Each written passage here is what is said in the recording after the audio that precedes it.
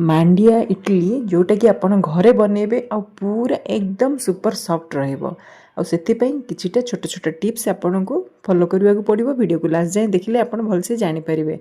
चलंतु वीडियोटी start करबो। नमस्कार दर्शक बंधु, मो चैनल को अनेक अनेक स्वागत। प्रथमे आपण गोटिए कप किंबा बाउल जहाँ भी सेट करिवे गोटिए कप नेबे मांडिया आ सेतिरे आधा कप नेबे बिरी डाली आ आधा कप नेबे चूड़ा। चूड़ा जदि नाही आपण ता बदलरे सागु मध्य नै परिबे। ताकू आपण 2 रु 3 थर भलिया धोइकी ताकू कवर करिकी 3 रु 4 घंटा पर्यंत रखिदेवे। 3-4 घंटा पर सबू एकदम पूरा फुली जाइथिबो। ताकू आपण अल्प पानी देके ग्राइंड करिवे, माने जते कम पानी देबे, पूरा मिनिमम पानी देके ग्राइंड करिवे। आ ताकू आपण जते माने फास्ट जते ग्राइंड करके रखिवे ताकू हाथ रे ना टिके समय घांटी देबे ताकि आपणक बैटरटा ना भलसे फर्मेंट हबो नाही। जदि आपण मेथी टिके पकई दउछन भिजेला बेले ताहले मध्य चलिबो। मु एक्चुअली भूली जाइथिली मेथी पकेया पई, सेते पई हाथ रे टिके एमती फेंटी देबे आ ताकू कवर करके रखि देबे। मु ए कवरटा ना राति रे चेंज कर देइथिली सेते पई।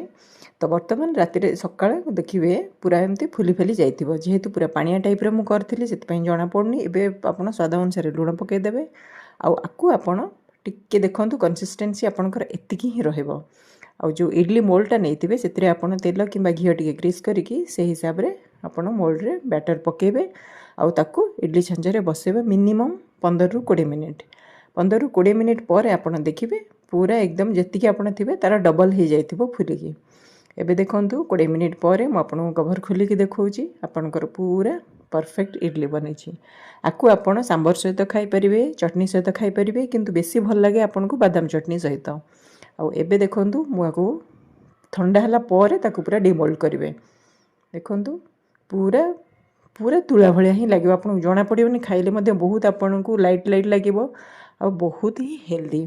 आपन थरे निश्चय ट्राई करंतु आ केमती हला मते जणांतु। देखा हबो नेक्स्ट वीडियो रे। रहउची नमस्कार, जय जगन्नाथ।